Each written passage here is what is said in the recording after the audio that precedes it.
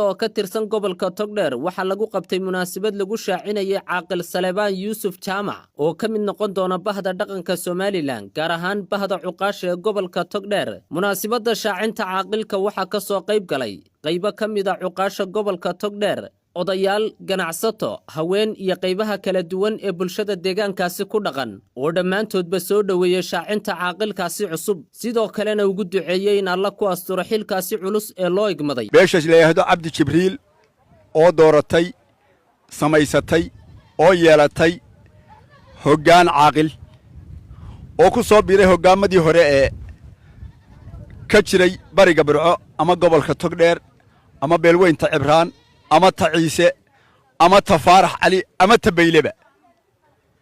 intaas oo dhan buu ku soo biiray caaqilkanu.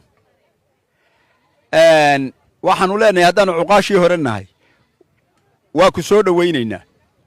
kolley aakhir samaan baynu joognaa, waxaad ku soo biirtay ilaahay dee sharkeeda haynaga nabadgeliyo. waa hawl una caaqilku hawl buu u taagan yahay. maalinta la toortaabo hawl bilaabaa.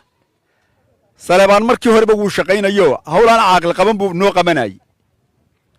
haddaanu cuqaashii hore haraloo dee meesha u joogtaynahayna iminka dee waa laga baxay. caaqilkii beeshii odhan jirtay keligay caaqil dee uu maroorin jiray ee meeshu doona ka tuuri jiray. hawshii baa ballaaratay, aakhir samaan baa la galay. duruufu waxay noqotay oo laga maarmi waayey in la soo ururiyo horta reer waliba bal horta cid dhow oo lagala xidhiidho yeesho. waxaanu leeyahay aad iyo aad bay u mahadsan yihiin qoladan hawshan soo abaabushay ee dooratay. Salebaanna waa ku soo dhawaynaynaa. waxaanu ku leenahay waa ku soo dhawaynaynaa haddaanu cuqaashii hore nahay. aad iyo aad baanu kuu soo dhawaynaynaa.